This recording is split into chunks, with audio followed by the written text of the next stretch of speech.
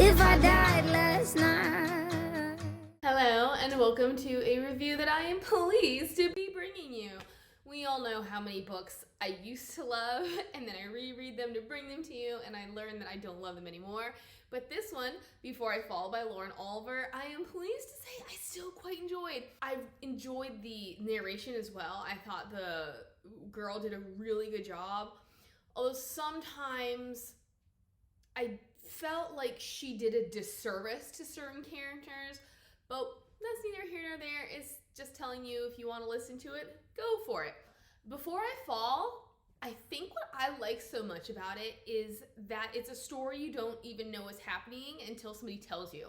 And that is that it is basically about the 7 stages of grief. The main character is a girl named Sam, and she's one of those popular girls. Her best friends are Lindsay, Elodie, and Allie. I'm gonna stop right here and say I thought that Elodie and Allie were interchangeable. They were not distinct enough for me to really know who they were.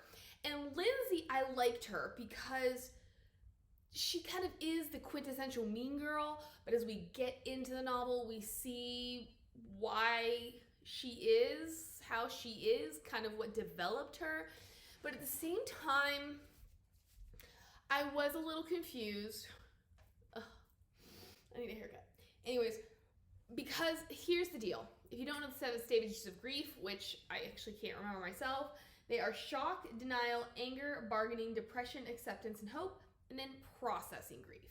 As we get through this novel, and each chapter is a different stage of the stages of grief, Sam begins to change and to grow, and the way that she thinks and sees things follows suit. And so I could see how she and Lindsay were BFFs at the beginning, but as she goes through these stages of grief and she interacts with Lindsay, to me, the reader, I was never convinced as to why she and Lindsay were ever friends.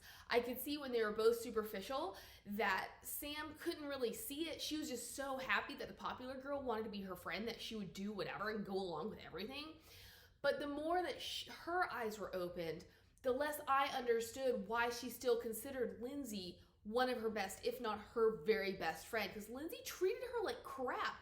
Lindsay did not want to hear anything that Sam had to say if it wasn't something she wanted to hear. Granted, Sam had the advantage of basically having an entire week of memories, of remembering things that had come before to help change her, whereas Lindsay was static. She was living each day as if it were the first day, the only day. And so I do get that. But I was waiting kind of for a come to Jesus moment from Lindsay to acknowledge her deep-seated issues and to say, yeah, you know what, you're right. Even if they were having this knockdown drag out, I would have liked Lindsay to have been like, so what, blah, blah, blah, blah, blah, blah, blah. And it never happened. So that was my biggest issue with the friend group, is that Elodie and Allie, and it doesn't help the way that they are voiced, which is why I say that the narrator did a little bit disservice, because they sounded exactly the same. All 3 friends sounded airheady, half high, and just nonsensical most of the time. And then you put that with 2 personalities that aren't given a lot of limelight, and I didn't understand why we needed both of them. I do have my notes here because even though I was actually really good about getting to this review, I finished the book yesterday. It's one of those books where all the events can bleed into one another, which you'll understand as soon as I tell you what this book is about. Please excuse me if I do consult my notes. 7 stages of grief. I should have actually written down my notes as I was listening, but a lot of my listening was done when I did not have access to pen and paper. So I read somebody else's summary, and their summary is not aligning to the 7 stages of grief. I only have 6. So I don't really know where the 7th is. The book starts off, the main character, her name is Sam, and she's one of the popular girls. It is Cupid Day, which I actually did something very similar at my high school, so I can completely relate, but it's all about popularity. It's all about how many roses do you get? How many roses do you get from friends? How many roses do you get from boys? For me, it was not so much about getting roses from friends as will you get a rose from your crush? I will not reveal how that worked out for me, but I totally related the first time I read this book. And she's obviously a very shallow character, and her group of friends are very shallow as well. And at the very end, it was kind of like Oliver was trying to make excuses for this friend group. Sam was like, yeah, I know that my friends have their faults, but I love them. And I'm like, but why? I could not figure out, particularly with Lindsay, why she liked Lindsay. So the girls, they are on their way to school. When they get there, it's all about the roses and it's all about the competition. There's a girl named Juliet Sykes that they terrorize. And once I got to the end of this novel and we got to the crux of the matter, I thought that this novel was an excellent example of the psychological effects of bullying. Things have changed since my day. In my day, it was more about the physical taunting and actions taken against whoever was being bullied. Nowadays, it is psychological warfare. It's about saying things online and not actually being an active presence in your face. But I thought that this one was just a wonderful representation of the effects that can take place over years of psychological warfare, of somebody or a group of people consistently picking on you, starting rumors about you, and making you feel worthless. But we'll get into that later. But that is Juliet Sykes. We do know that at some point she and Lindsay had been best friends, but for some reason now Lindsay absolutely hates her. There's another girl that they pick on whose name is Anna Cartullo. And this is a little love triangle I didn't quite understand, which I'll just delve into it now. She is with this guy named Alex who has a girlfriend. The girlfriend is supposed to be some super squeaky clean Catholic girl, but Alex is a drug dealer. I couldn't understand through this entire novel why his girlfriend would be with him in the first place if everything we learn about her is true. I mean, I know opposites attract, but if everything we learn about her is true, I do not understand why she would make an exception for him. But because Anna is cheating with him, she is the one that Lindsay chooses to pick on and spread rumors about. Again, I was just like, we learned about what happened with her and Juliet, but I never quite understood her beef with Anna, except maybe sometimes we have to tear other people down to build ourselves up. I don't know, or maybe she felt threatened some way. Everything that we got from the novel, I don't think that's really the reason, but I could have used a little bit more from that. Let's see, there's this guy named Kent. I keep calling him McFarlane, and it's not McFarlane. His name is Kent McFuller, and he is... So, Sam has a boyfriend named Rob, and then Kent is kind of another love interest. He used to be her friend when they were children, but now that she's popular, she's kicked him to the side. She thinks he's really weird, but there's this knowledge that he's had this crush on her, and he is throwing a party. From there, we have Izzy, who is Sam's little sister, and then we have Mr. Daimler. Izzy, I thought she was cute, but particularly with the narration, it emphasized how annoying the fact that she had a lisp was. Not saying anything against lisps, but I don't know, I guess it felt like the narrator was trying too hard, but she wasn't trying too hard. She was just reflecting the way that the character was depicted. It felt a little trite, like we needed to give Izzy this cute defining characteristic, and for me it didn't quite work. Mr. Daimler is the hot young teacher that we all have had, except I don't really feel like I had one. I mean, he had graduated from their school, he was about 25. Sam and her friends, and I guess the rest of the female population swoons over him. But Kent is like, he's gross. Don't go near him, okay? He's just not worth your time. So we have that first day, and it's just all about Cupid Day. The girls dress up, looking all the same, looking kind of shameless. They go to Kent's party, at which point Juliet shows up, calls them all a very rude name. They taunt her, they throw beer on her, she walks out, they leave. inebriated, and then they get into a car accident. Sam at least dies. During one of the latter days, she has chosen not to be in the car with them, and she's always gotten shotgun. And so when they get to the accident again, the girl who was in shotgun automatically dies, whereas Lindsay, who was driving, and then the other girl, who I guess was in the back, were wounded but not killed. So I don't know if it's because that's the hot seat, and so she was the only one who was fatally injured. Now she wakes up the next day. She is in denial, or technically, I wonder if shock and denial are kind of lumped in.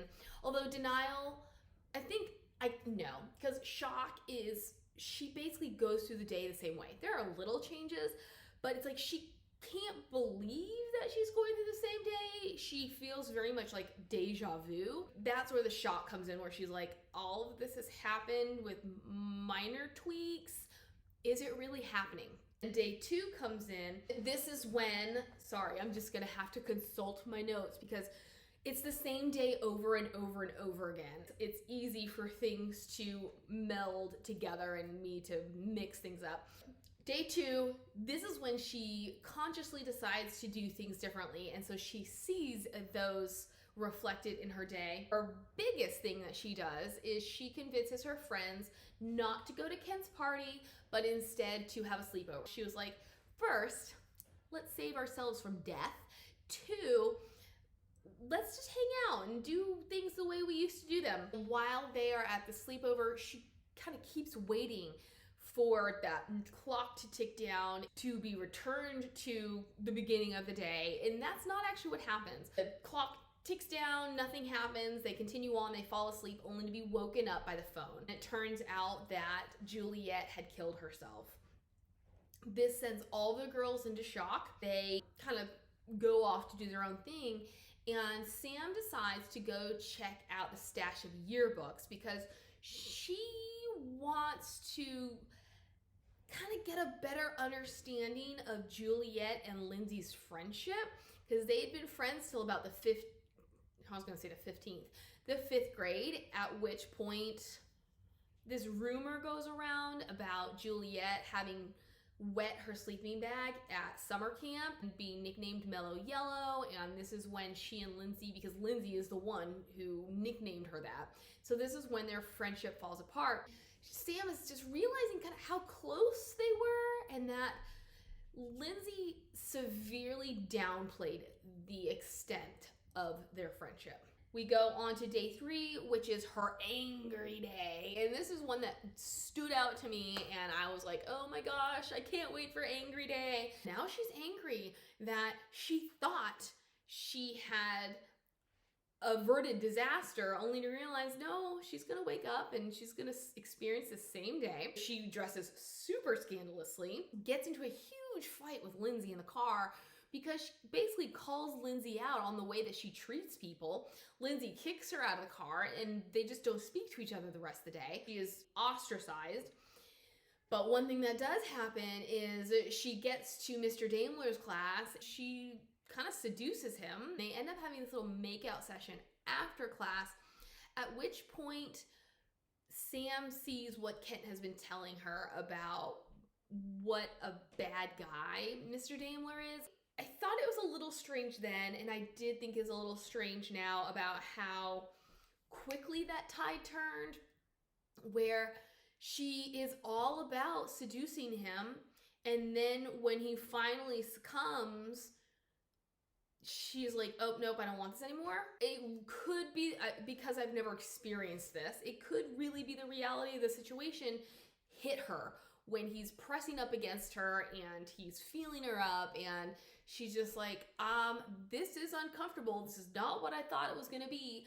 But that's never quite sat right with me, just because of how much she's fantasized about this guy. In any case, she's a high schooler. I'll give it to her. Fantasy is not always reality.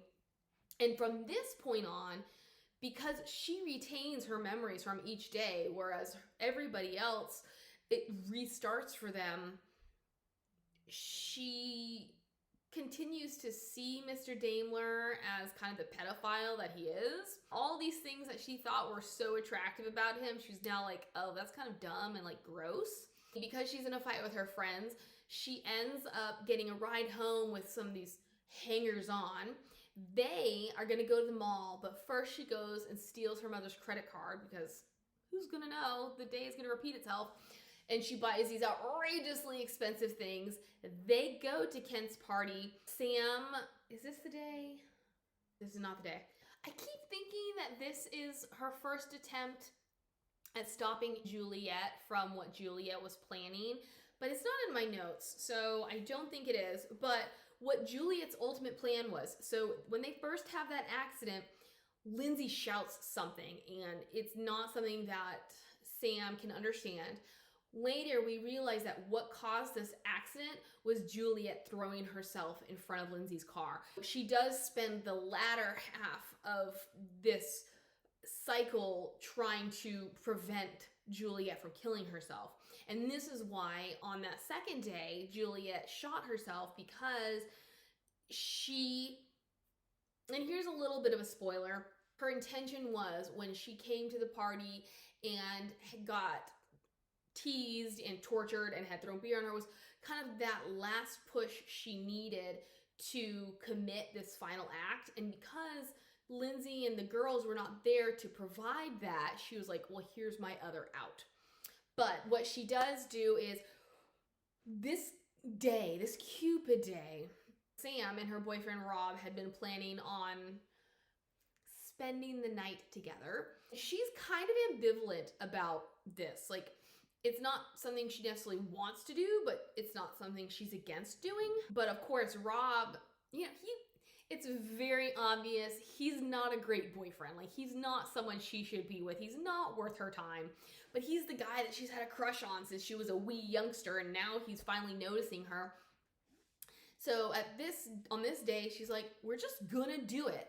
But he is so wasted that he falls asleep while they're, getting things started. Something about this, about the fact that he can't even keep it together enough to follow through with what he is wanting, it puts things into perspective. She is upset about the fact that she keeps reliving, like, there's so much that crashes in on her. She goes to this deserted area and just sobs.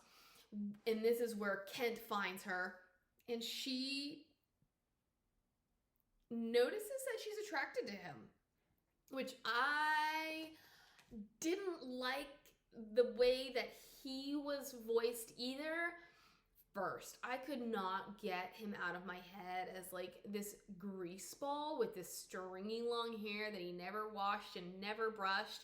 And then on top of that, he was voiced very nerd-like. If you're watching a TV show and there is that quintessential nerd, that is how he was voiced. So it's very hard for me to see him as anything attractive, especially to someone like Samantha, who is so superficial.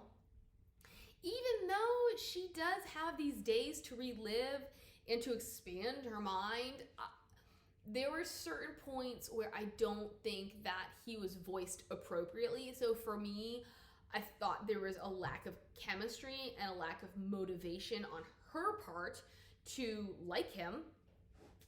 And she ends up falling asleep at his house. That's where we end that day. But one thing I did forget to mention is that she had a conversation with Anna Cartullo.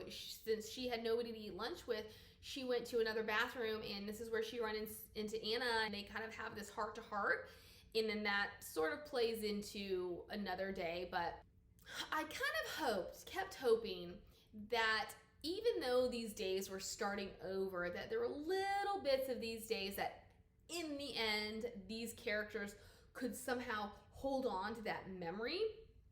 I don't think that's really how it works, but that's what my hopeful, hopey brain heart wanted. Day 4, so day 3 is anger. Day 4 is bargaining. I don't really know how this one was bargaining, because if day 5 is depression, I don't know. I don't really see depression in any of these, except maybe at the end of day 5. But in day 4, she decides she's just gonna spend the day with her little sister Izzy. She, for many years, has not treated her family very well. And she says, I'm gonna. She's asks her mom if she can stay home, and then her sister's like, well, if she's staying home, I want to stay home. They bond and reconnect. From there, they go to an ice cream shop, at which point Sam discovers that this girl who was one of the girls delivering roses during Cupid Day was actually Juliet's sister. They have a little bit of a heart-to-heart, and she's telling her sister, hey, like, can you express to Juliet, what did she say? Not to do it. Is everything okay with Juliet? And if not, like, doesn't she have something that she has to live for? The sister then's like, well, I don't know if I'll see her today, but I'll let her know tomorrow. And this is a bit of a depressing moment for Sam, because she realizes if her life continues on this loop, she will never have a tomorrow. In that sense, I could see this as a depressive state, but I don't know. I don't know if it's so much bargaining, unless it's the idea of, if I change the person, then maybe things will change for me. After her conversation with Juliet's sister, she goes to Juliet's house where she meets Juliet's parents, and she discovers that there are some serious family issues going on there. And so it's kind of a no-brainer as to why Juliet might be having some problems, because she doesn't have a healthy home life. From here, she goes to find Juliet at Kent's party, because she knows that's where she's going to be, because she knows the plan is to pick a fight with Lindsay and company. This is where Sam actually learns that it was Juliet who caused the car accident, because she's trying to catch up to Juliet. She's trying to convince her, don't hurt yourself, only to see her throw herself in front of a car. And it is so traumatizing for her that, hold on, this first time she does still throw herself in front of Lindsay's car. And this is the event where we learn that one of the girls died and the other two, they're okay, but they are hospitalized. And this is so traumatizing for Sam. And I had some problems with this, because it is a traumatizing event, and it is the first time that she's seen it. But first, like, she already knew that there was something going on with Juliet, and she already knew this was going to happen. And so maybe it's really the shock of it all, of actually seeing it, and perhaps knowing that it was her friends that got hurt, that caused her to experience so much shock. But I felt like it was a little overblown. Like, her reaction, it felt slightly unnatural to me. She is brought back to Kent's house. He takes care of her. He tucks her in, and he may or may not kiss her as she's drifting off to sleep. This then buoys Sam, kind of reinvigorates her, and she's starting to realize how much she likes Kent, which I felt super bad about how cynical I was being about the way that she was developing feelings for him. Maybe it's because it's been a very, very long time since I had a crush on somebody, but I felt like, I understand it doesn't take long to be attracted to somebody, but my problem was that she has essentially despised him for years. And in the span of, by this point, 4 days, now she's got this crush on him. It was a little hard for me to swallow. The next day is supposed to be depression, or acceptance / hope, which, I mean, I guess this one could be depression, and then maybe this last day is acceptance, hope / processing of the grief. Because on day 5, she wakes up and things are just shinier. Her intent is to right all of these wrongs, only to accidentally make things worse. Like, there's one terrible thing that Lindsay and the girls would do every year. Like, one year, Lindsay learned that Juliet had gotten no roses. So she had sent her a rose, and on the tag it said, maybe next year, but probably not. Sam, trying to atone for this, sends Juliet a bouquet of roses. And it has the opposite effect because they have done so many terrible things to her that she can't accept the fact that it wasn't one more terrible thing, like that it wasn't supposed to get her hopes up only for the second shoe to drop. That goes awry. But one thing that Sam also does is she's really starting to realize she is not into Rob.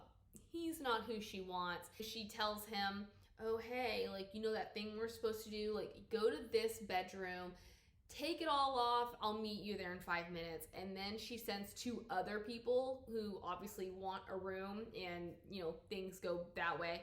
Although then, you know, Rob comes down and instead of really being embarrassed, he physically runs into this other girl. And Sam notices that Rob is obviously able to be suave enough to make this girl giggle and to not seem to care whatsoever that he is half naked going through a party, having been fooled by his girlfriend into thinking things were going to be happening only for something else to happen. This is also the time when Sam reveals to the girlfriend that Alex is cheating on her. And this backfires because then the girlfriend is upset with Sam, and rightfully so. But again, I don't understand why she's with him in the first place, or how she could be so dumb when it seems like the entire school knew that he was cheating on her. Granted, not the right time and place to reveal the fact that her boyfriend was cheating on her, not the best way to do it, but it is what it is. However, Sam does manage to corner Juliet. Here is where we learn what happened between her and Lindsay, and this is where we really get some fleshing out and development of Lindsay. I could have used more. I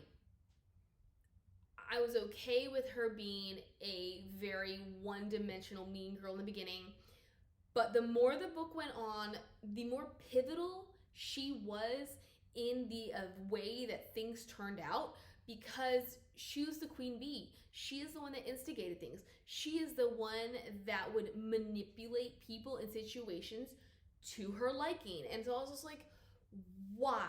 Why is she like this? We get a little background that her parents, we already knew her parents were divorced, but we get some background into the period in which they started getting a divorce, or like the marriage started to fall apart.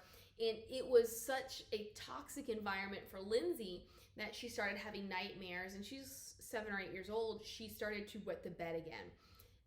Here is when she and Juliet go to Girl Scout camp. Lindsay, is the one who wets her sleeping bag. But when the camp counselor comes in, she blames it on Juliet. And for some reason, Juliet never fights back.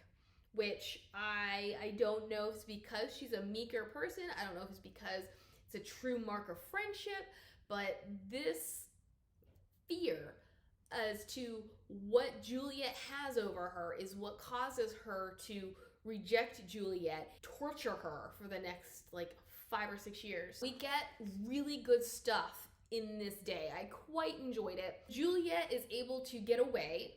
When Sam finds her again, it is back by the road. She's trying to talk her out of it. And this is where I thought Sam was kind of dumb. Because she really thought that one day, we learn so much about the psychological torture that Julia had gone through since the 5th grade. So I guess it wasn't 7 or 8 when Lindsay started wetting the bed. I'm like, you really thought you could undo that in one day? There was so much we hadn't known had gone on until this moment. And that's what I was like, Sam, you're a smarter girl than that. So on this level, I thought Oliver could have done a better job, just with Sam acknowledging that what she was doing was a step rather than a leap. But it's also, Juliet is listing all these, is it this day? Maybe it's the next day. Juliet lists all these moments when Lindsay, Sam, and the other two had bullied her. At some point, Sam tries to cast it off and be like, oh, but that was so-and-so. Oh, that was so-and-so. That wasn't me. But eventually she realized, like, she can't place the blame anywhere else. Like, she was part of it. She didn't stop it. So this was especially powerful for me because we see things day by day when we're on one side, and then we see things as a whole when we're on the other. It was very poignant. When she catches up to Juliet in the woods and she's trying to stop her from committing, she's already taken Lindsay's keys. Like, she's trying to prevent Lindsay from being the one because she's thinking that this is Juliet's form of payback so that Lindsay can then feel guilty for what has happened because Lindsay's the one who started it in the first place. And so when she finds Juliet and Juliet's gonna throw herself in front of a different car, she realizes Juliet's plan was not for Lindsay to hit her. That was circumstance. Her plan was just to end her own life.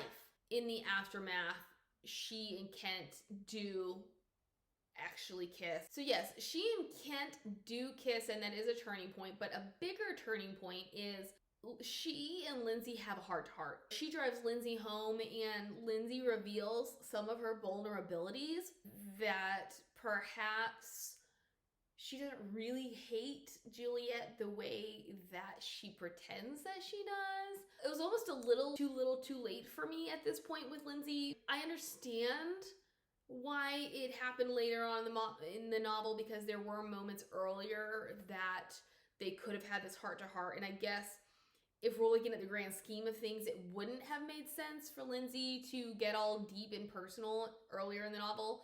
But at the same time, she's reliving this day as if it's the first time, every time. It's witnessing the event that can put things into perspective for her, but I don't know. I would have liked Lindsay to have been more vulnerable at earlier points in the novel to kind of humanize her a little bit for me. Now, we are on our very last day. Sam has learned all of her lessons. She knows the point in her reliving this day over and over is not to save herself, it is to save Juliet. So this is her mission for the day. She does all these good deeds.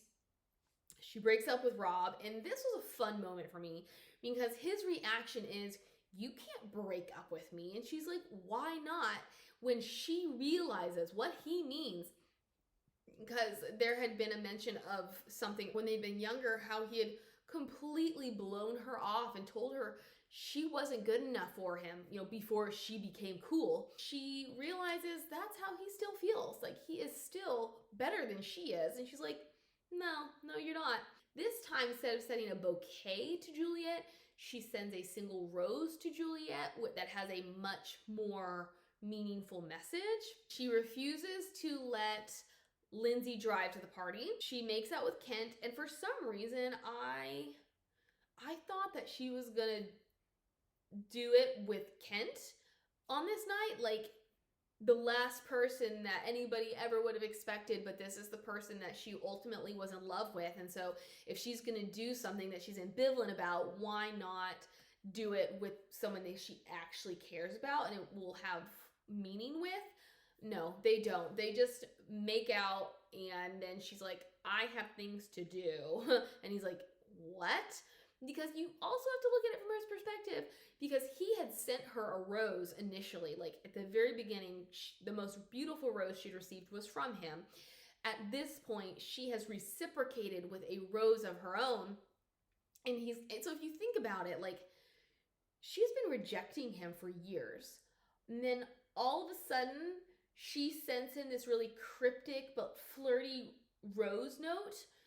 and now they're making out, and then she's like, but actually, see you later, alligator. Like, I could see why he'd be confused. For all of this, she also gives a necklace that had been gifted to her from her grandmother. And at this point in the novel, I'm like, okay, maybe this is going to be the actual last day, where people, like, whatever she does on this day is what people are going to take away into the next days. She's also, because of her conversation with Anna earlier in the novel, she gifts Anna this book of art where, I don't know, like, it's definitely showing her development, but I can't help but thinking about what all these people who are experiencing it for the first time are thinking, where she's like, Anna Cartulo has never spoken to her in her life, and then all of a sudden she's giving her a gift.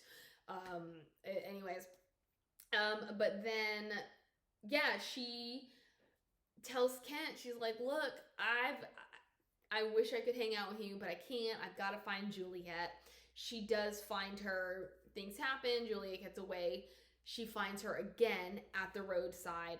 Juliet still doesn't want to listen. She's like, you don't understand. I'm doing what I need to do. And then Sam sacrifices herself. She pushes Juliet out of the way, and she dies. That's where the book ends. It's also on this note of Juliet does not understand why Sam would do this for her. Sam has left this impression with Juliet that, like, she is worth something. Make it matter, and Juliet's life will presumably change from this point on.